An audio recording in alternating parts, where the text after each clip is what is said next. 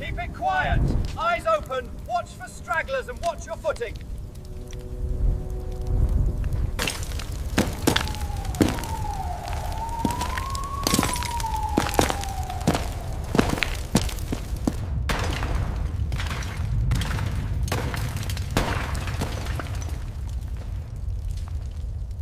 Clear.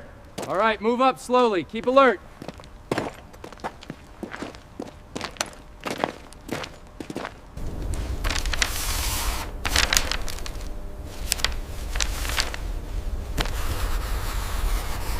Berlin, April 27th, 1945. The city no longer sounds like a capital. It breathes instead, slowly, unevenly. Smoke hangs low over shattered streets, trapped between blackened facades and the gray spring sky. Stone dust coats everything. Boots, faces, abandoned bicycles, the bodies of statues whose heads lie meters away from their torsos. Somewhere beneath the rubble, fires burn without flame, fed by broken gas lines and shattered timbers. The war has moved on, but Berlin has not yet realized it has been defeated. Paper drifts through the air like ash. Orders, maps, half-burned files torn from offices that no longer exist. They slide across the pavement when the wind shifts, carrying fragments of a system that once ruled the continent. Inside the ruins of government ministries and intelligence headquarters, rooms stand exposed to the open air. Walls peeled away by artillery reveal desks frozen in mid-work. Drawers pulled open, safes blown apart, stamps still resting beside ink pads long dried. This is not chaos. It is abandonment. In these final days, armies fight for streets and stairwells. But behind the front lines, another struggle unfolds, silent, methodical, and urgent. Because in the wreckage of Berlin, information has become more valuable than territory. And somewhere among the ruins, a single discovery will reveal how much of the war is truly over, and how much is about to begin. Europe on the edge of collapse. By the spring of 1945, the war in Europe was no longer a question of outcome. It was a question of control. Germany's defeat had become mathematically inevitable months earlier. The Ardennes counteroffensive had failed in January. The Luftwaffe no longer possessed fuel, pilots, or airfields capable of sustained operations. German industry, once the engine of mechanized warfare, now existed in fragments, factories bombed, rail lines severed, supply chains broken beyond repair. Yet the war did not end with a single collapse. It disintegrated unevenly, violently, and in different ways across the continent. From the east, the Red Army surged forward with overwhelming force. After crossing the Vistula in January, Soviet formations advanced hundreds of kilometers in weeks. By February, they stood on the Oder River, less than 70 kilometers from Berlin. Their momentum was not only military, but political. Every kilometer gained would shape the post-war order of Europe. From the west, Anglo-American forces crossed the Rhine in March. The great natural barrier that German planners had relied upon for generations fell in days. The Ruhr, industrial heartland of the Reich, was encircled and crushed. Entire German armies surrendered in formations once considered unthinkable. The Western Allies moved rapidly eastward, not to reach Berlin first, but to secure territory, prisoners, and intelligence before Germany ceased to exist as a state. Above all of this hovered a reality rarely visible in combat reports: the race to capture information. By 1945, the Third Reich was not only a military machine. It was an archive. For 12 years, Germany had mapped Europe in obsessive detail. Rail networks, industrial output, troop movements, bunker systems, underground factories, evacuation routes, and contingency plans have been charted, revised, and filed. These documents were not symbolic. They were operational memory, knowledge that could determine who understood Europe best when the guns fell silent. Berlin was the center of that memory. The city housed the remnants of multiple intelligence and planning organizations. The OKW and OKH staff offices, WWII records, SS administrative departments, transportation ministries, and civil defense archives. As the front closed in, orders went out to destroy sensitive material. Fires were set in courtyards. Trucks hauled crates toward the south. Clerks fed documents into furnaces until the electricity failed or the shells fell too close. But destruction was incomplete. It always is. The speed of the Soviet advance left little time for systematic evacuation. Rail lines were clogged with refugees. Roads were cratered by bombing. Fuel shortages stranded convoys before they could leave the city. When ministries evacuated, they did so hastily, selecting some files, abandoning others, and misjudging what would matter most. At the same time, Allied intelligence organizations were converging on Germany with unprecedented focus. The American Office of Strategic Services had expanded rapidly during the war, evolving from an experimental agency into a continent-spanning intelligence network. Its officers were no longer saboteurs alone. They were analysts, archivists, linguists, and technical specialists tasked with capturing enemy knowledge before it vanished. British intelligence, with longer institutional memory, understood this necessity deeply. Their experience after the First World War, when German records were lost, destroyed, or ignored, had taught them that wars end, but information shapes the peace. For the Soviets, intelligence carried a different weight. The devastation inflicted on the USSR demanded certainty. Certainty about Germany's capabilities, its networks, and its remaining threats. Soviet counterintelligence units followed close behind frontline troops, entering cities sometimes within hours of their capture. Their task was not battlefield security alone. It was acquisition. Maps mattered more than ever. Not battlefield maps meant for maneuvering divisions, but infrastructural maps. Underground transit tunnels, communications nodes, emergency headquarters, redoubt concepts imagined in the war's final desperation. Some are obsolete, some are fantasies. A few, however, were precise enough to influence decisions in the closing weeks and in the uncertain years to come. As April began, Berlin became both a battlefield and a vault, one that would soon be forced open by artillery and fire. And as the city's defenses collapsed street by street, the struggle for its hidden knowledge intensified quietly behind the lines. Because whoever understood Berlin best would inherit more than its ruins. They would inherit its secrets. The intelligence war beneath the final battle.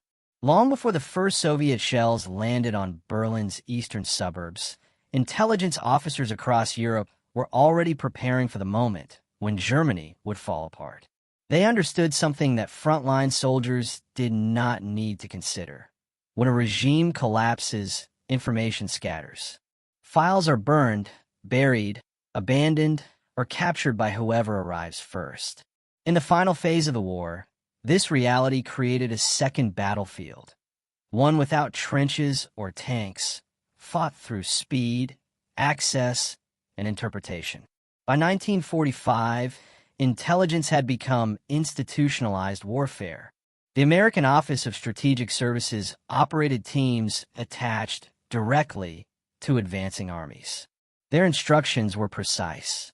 Identify key locations, secure documents, detain technical personnel, prevent rival powers from gaining unilateral access to German research, plans, and networks.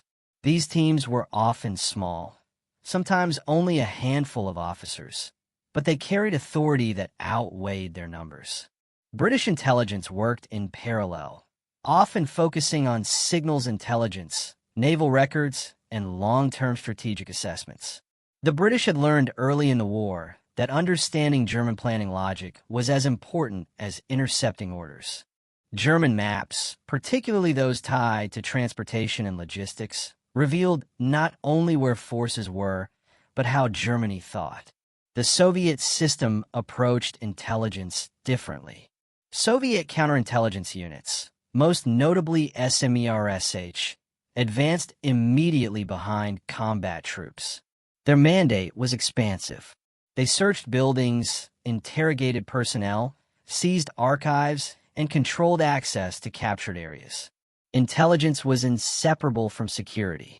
In Berlin, this meant that every intact document carried political weight as well as military value. What all sides agreed on was this: maps were priority targets.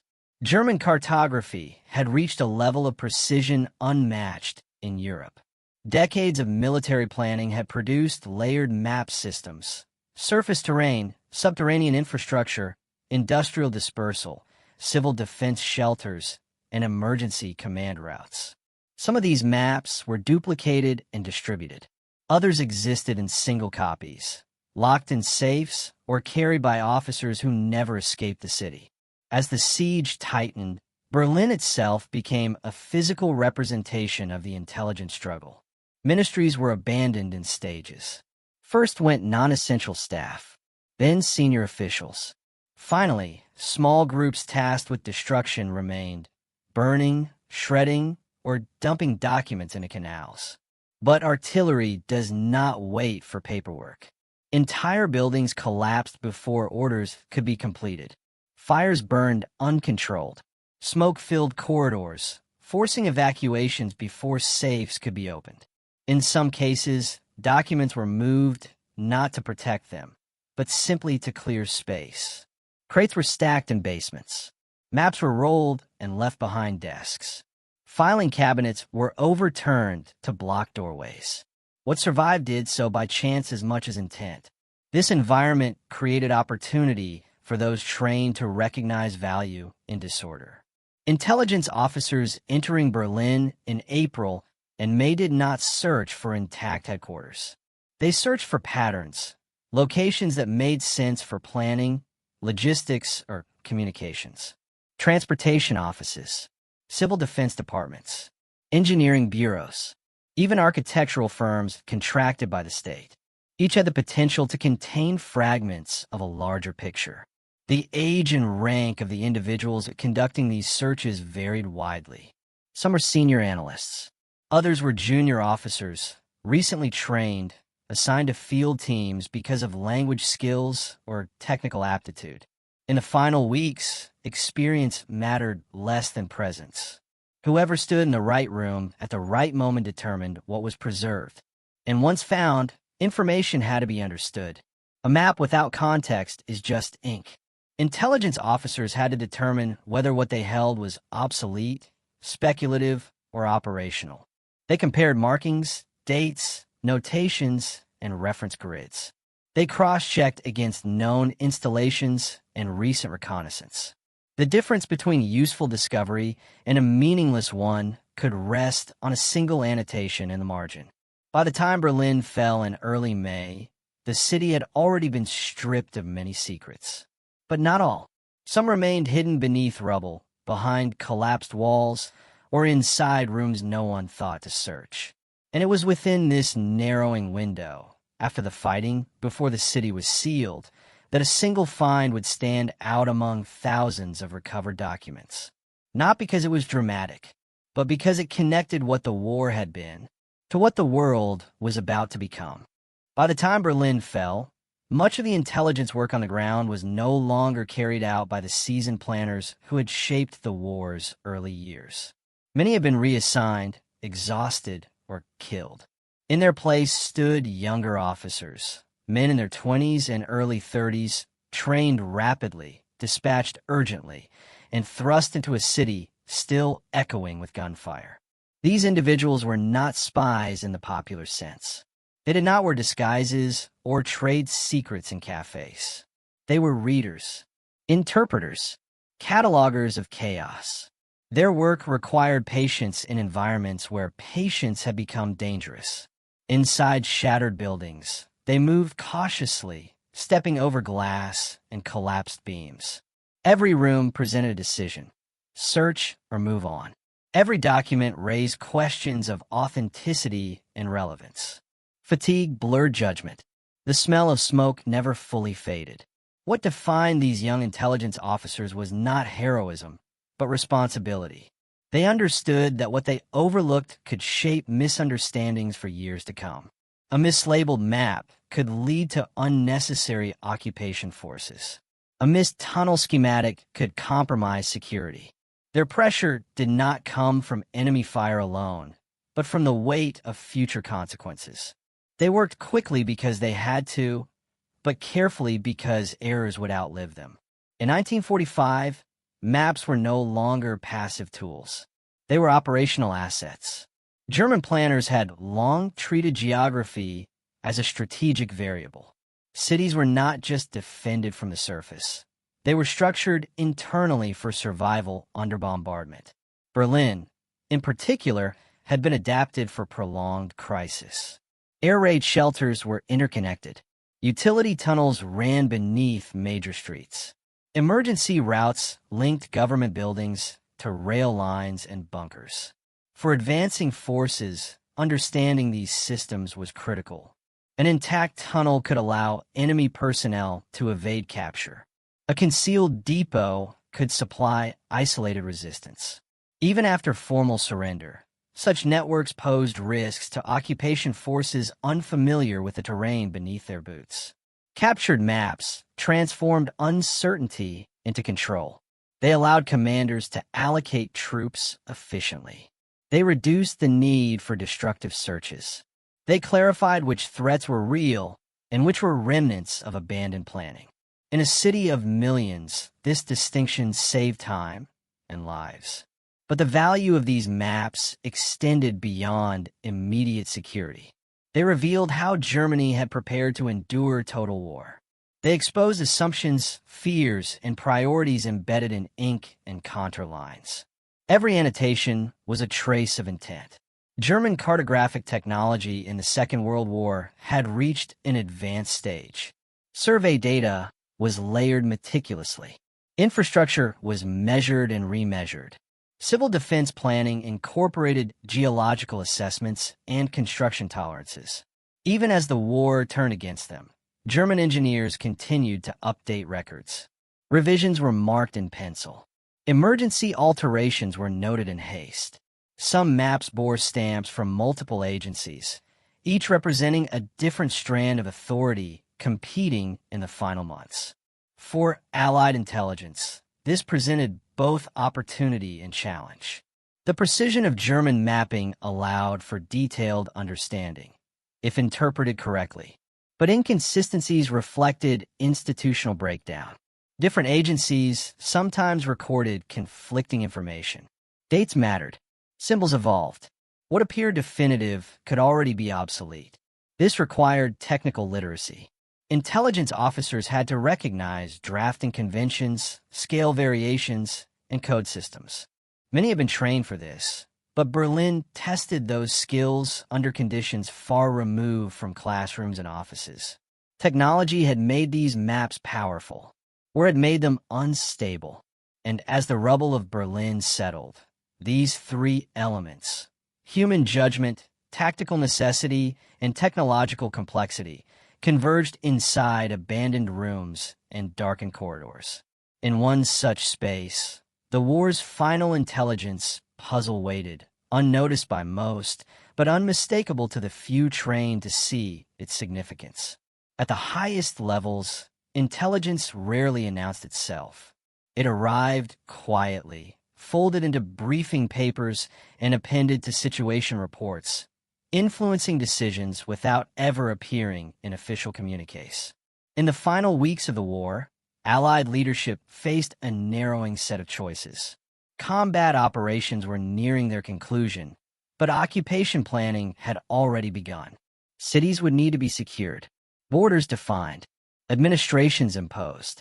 These decisions depended not on firepower, but on understanding of infrastructure, population movement, and latent threats.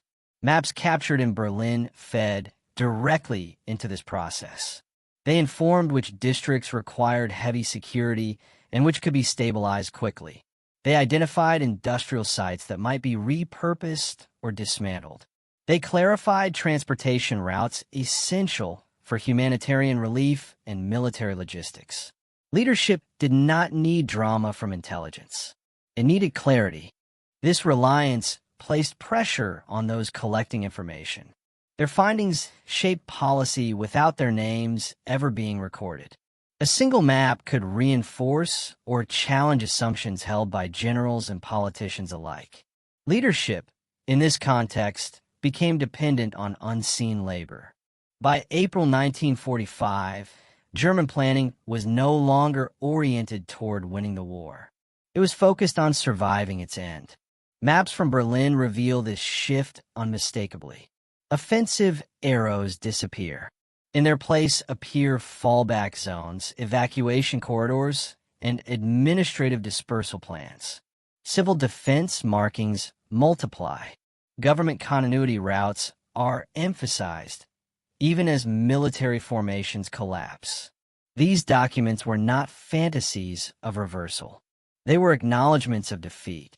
They show a regime attempting to manage its own dissolution, protecting personnel, preserving records, and delaying chaos long enough to negotiate, escape, or simply endure. Understanding this mindset mattered to the victors. It explained the uneven resistance encountered in the city. It clarified why some units fought fanatically while others surrendered without hesitation.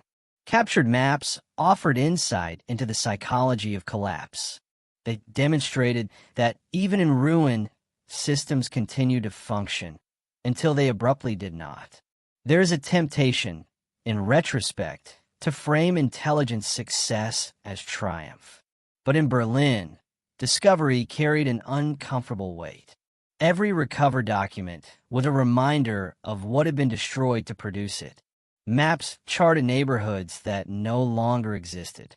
Infrastructure diagrams describe systems now buried beneath rubble and bodies. Civil defense plans recorded shelters that had failed their occupants. Intelligence officers confronted these realities directly. They read annotations made during air raids. They handled documents stamped urgent in cities already erased. Knowledge arrived stripped of its original purpose. This created a moral tension. The information was valuable. It could save lives in the future. But it was born of suffering that could not be undone. There was no celebration in understanding how efficiently a city had been prepared for catastrophe, especially when that preparation had ultimately failed. In this way, intelligence in Berlin was not a victory lap. It was an inventory of loss. And yet, despite the weight of history pressing down on every page, the work continued. Because within these fragments lay not only explanations of the past, but warnings for the future. It was against this backdrop of quiet leadership reliance, enemy resignation, and moral gravity that one particular discovery would rise above the rest. Not through spectacle, but through implication. The discovery inside the ruins. By early May 1945, Berlin had fallen silent in a way no city ever truly does. Gunfire had receded into memory. Artillery thunder was replaced by the scrape of shovels clearing streets. Soviet patrols moved methodically through districts now stripped of resistance. The war, at least in this place, had exhausted itself.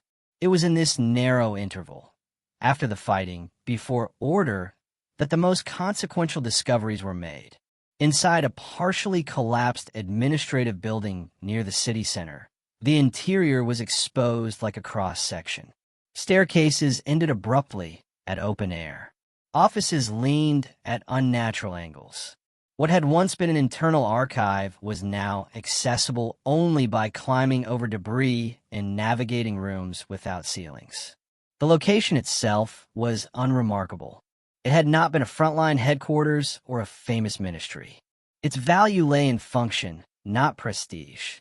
It handled coordination, routing, infrastructure oversight, and emergency planning that touched multiple agencies without belonging entirely to any one of them.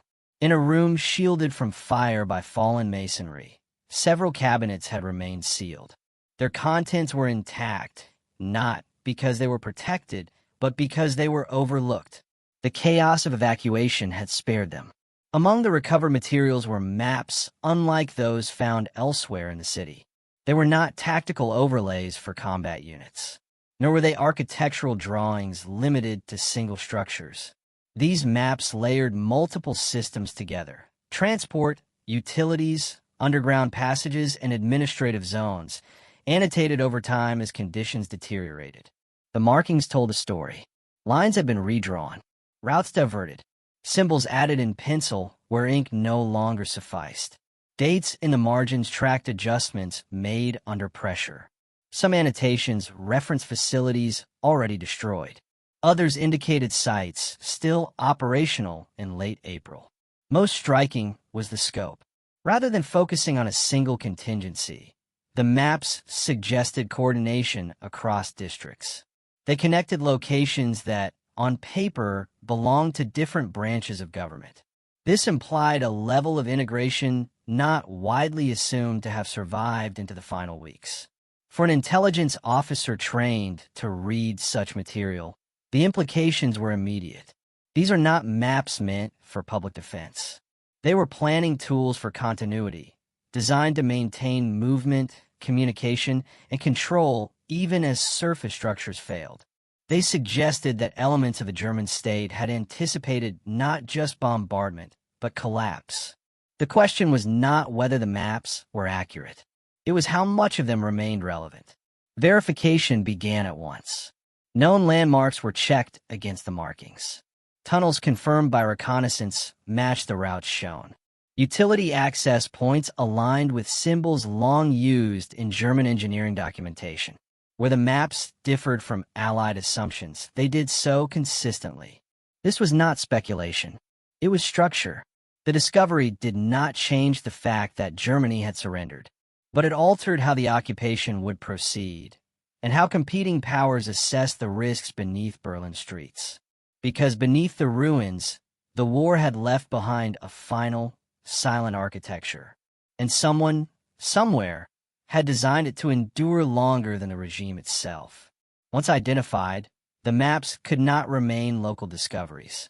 Information in 1945 traveled quickly, by courier, by encoded radio, by direct escort. Copies were made where possible. Originals were guarded closely. Access became controlled, not because of secrecy alone, but because interpretation required expertise. What these maps revealed was not a single hidden stronghold or dramatic last stand. Their significance was quieter and more enduring. They demonstrated that Berlin's infrastructure had been designed to function in layers. Surface control could be lost while subterranean movement continued. Administrative coordination could persist even if visible command centers were destroyed. Emergency routing connected government offices, rail access points, and communication hubs in ways not fully understood by those entering the city. For occupation forces, this mattered immediately. Patrol patterns were adjusted. Certain buildings were secured earlier than planned. Underground access points were cataloged and monitored. The risk of unaccounted movement, whether by remaining military personnel, intelligence operatives, or displaced civilians, was reduced. But beyond immediate security, the maps influenced strategic assessments. They challenged assumptions about how thoroughly the German state had collapsed. While military resistance had ended, organizational thinking had extended further than expected. This informed Allied evaluations of potential clandestine networks, stay-behind operations, and a likelihood of coordinated post-war activity. Equally important was who saw the maps. In Berlin, intelligence did not flow evenly. Zones of occupation were emerging in real time. Access to certain discoveries shaped bargaining positions before formal agreements were finalized. Knowledge became leverage, not an open confrontation, but in quiet calculation. The maps also intersected with broader intelligence efforts underway across Germany. At the same time, Allied teams were racing to secure scientists, industrial experts, and technical records. Each discovery fed into a growing understanding that the war's end was not a clean break. It was a transition, one that required management as carefully as any campaign. The discovery in Berlin reinforced this perspective.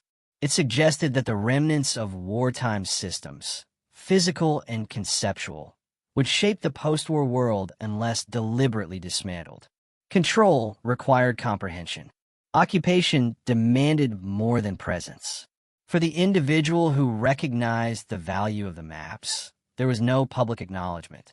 The work was absorbed into reports, briefings, and planning documents. Its influence spread invisibly, altering decisions without leaving a traceable signature. History would record the fall of Berlin through battles, dates, and leaders. It would not record the moment when a set of maps adjusted how victory was administered. Yet that adjustment mattered, because wars do not truly end when shooting stops. They end when their structures are understood, neutralized, or repurposed. And in the ruins of Berlin, one such structure, drawn in ink and pencil, had quietly shaped the peace that followed. Securing the ruins. In the weeks following Germany's surrender, Berlin shifted from battlefield to responsibility. The city was divided not only by sectors, but by urgency. Food distribution, medical care, and basic order demanded immediate attention. At the same time, military authorities faced a quieter task, ensuring that no hidden mechanisms of the fallen regime could destabilize occupation. The intelligence gathered during the city's capture, including the recovered maps, fed directly into this effort. Occupation forces moved deliberately. Underground access points identified in capture documentation were sealed, monitored, or repurposed. Utility networks were inspected for vulnerabilities. Transportation corridors were reopened with an awareness of where control could be lost if left unattended.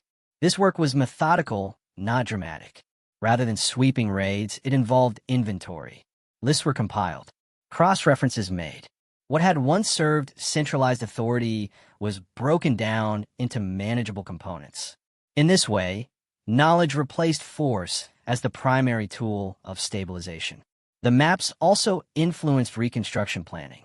Urban engineers and civil authorities relied on existing schematics to assess damage and prioritize repairs. In a city where much of the surface had been reduced to rubble, understanding what lay beneath became essential. Sewage systems, power lines, and transit tunnels could not be rebuilt blindly. Captured German records, originally designed for control and survival, were now used to prevent further collapse. At a strategic level, the aftermath extended beyond Berlin. Information recovered in the capital was compared with findings from other regions. Patterns emerged. Similar continuity planning had existed elsewhere, though rarely with the same density. This reinforced the conclusion that the German state had prepared extensively for crisis management, even as it failed to prevent catastrophe. For Allied planners, this understanding carried implications. It suggested that dismantling the remnants of the regime would require sustained oversight. That ideology could persist through systems long after leaders were removed. That occupation was not merely an end state, but an ongoing process. The immediate post-war months were therefore shaped by caution. Reports circulated among military governments. Security protocols were refined. Intelligence units remained active well beyond the surrender date. The war's conclusion did not mark the end of vigilance. And as Berlin slowly emerged from ruin, its streets cleared, its population reassembled, the invisible architecture revealed by those maps continued to guide decisions made far from public view. Because while buildings could be rebuilt quickly, systems took longer to erase. From ruins to rivalry. As the summer of 1945 unfolded, Berlin became less a conquered city and more a symbol of victory, of devastation, and of unresolved tension. The physical destruction was unmistakable. Entire districts lay flattened. Millions were displaced. Yet beneath the visible scars, another transformation was underway, shaped by the information seized during the city's fall. Intelligence recovered in Berlin, including infrastructural maps and administrative records, did not remain confined to local occupation offices. It traveled outward into Allied headquarters, planning commissions, and emerging security institutions. What had begun as a wartime necessity evolved into a foundation for postwar policy. The maps, in particular, gained new relevance as political realities hardened. Berlin was no longer just a German city. It was a shared space divided among former allies whose cooperation was already fraying. Each occupying power viewed the city through a different lens, informed by its own intelligence holdings. What one side knew about transportation routes, underground networks, or administrative layouts shaped how it interpreted the actions of the others. Knowledge created asymmetry. In meetings that determined access rights, patrol boundaries, and reconstruction priorities, unspoken awareness mattered. Decisions appeared technical on the surface, but they rested on deeper assessments of control and vulnerability. Infrastructure was no longer neutral. It was strategic. This dynamic extended beyond Berlin itself. Across occupied Germany, Allied authorities relied on captured records to dismantle the remnants of Nazi governance. Ministries were dissolved. Industrial cartels were broken apart. Communication systems were restructured. Each step required an understanding of how the old system had functioned and how it might reconstitute itself if left unattended. Intelligence provided that understanding. At the same time, former allies began to diverge in how they used what they had learned. For Western powers, the emphasis shifted gradually toward reconstruction and integration. Stability became the priority. Infrastructure knowledge was applied to rebuilding, economic recovery, and the reestablishment of civil administration. For the Soviet Union, security considerations dominated. Control of movement, surveillance of networks, and prevention of ideological threats guided policy. The same maps that aided stabilization also facilitated oversight. Berlin, layered with knowledge and mistrust, became the testing ground for these approaches. By the late 1940s, the city would stand divided not just by lines on a map, but by incompatible systems of governance.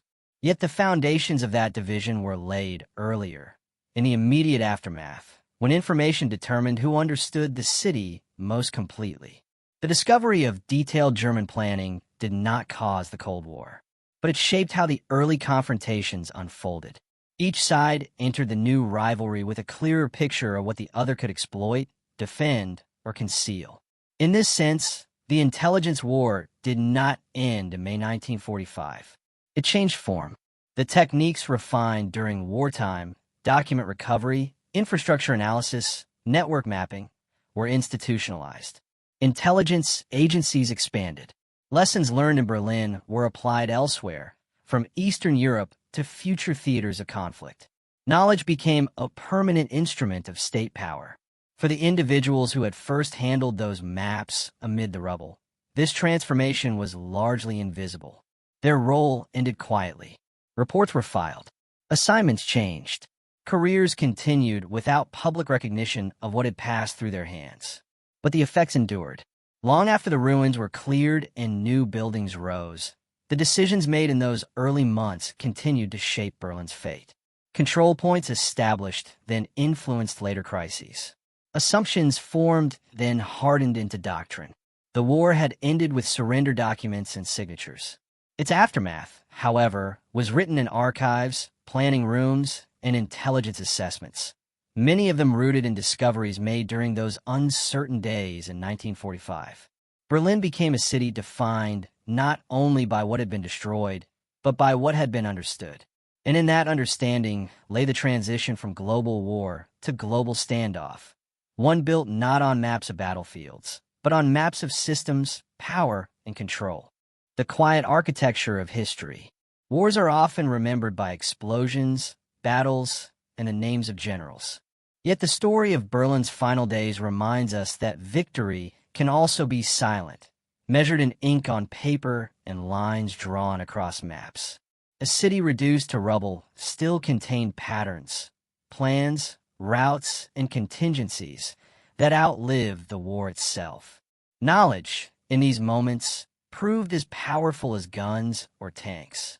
The young officers who discovered the maps acted without recognition.